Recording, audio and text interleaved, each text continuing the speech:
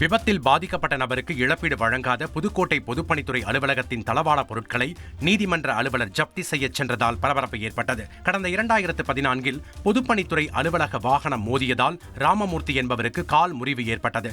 இதனால் அவருக்கு வட்டியுடன் சேர்த்து 6,75,000 ரூபாய் இழப்பீடு வழங்க புதுக்கோட்டை நீதிமன்றம் உத்தரவிட்டது. இதனை செயல்படுத்தாததால் அலுவலக பொருட்களை நீதிமன்ற அலுவலர் ஜப்தி செய்யச் சென்றார். பின்னர் நடந்த பேச்சுவார்த்தையில் இழப்பீடு வழங்க அதிகாரிகள் உறுதியளித்ததால் நீதிமன்ற அலுவலர் அங்கிருந்து புறப்பட்டுச் சென்றார்.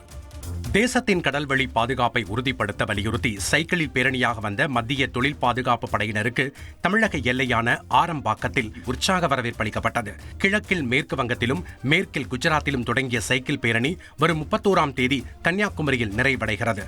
ஆந்திர மாநிலம் வழியாக தமிழக எல்லையான ஆரம்பாக்கம் வந்தடைந்த 50க்கும் மேற்பட்ட வீரர்களுக்கு உற்சாக வரவேற்பு அளிக்கப்பட்டது. அலாவுதீன் நாட்டை காப்பாற்ற போராடும் சாமானிய இளைஞனின் சுவாரஸ்ய கதை தினமும் இரவு 8 மணிக்கு.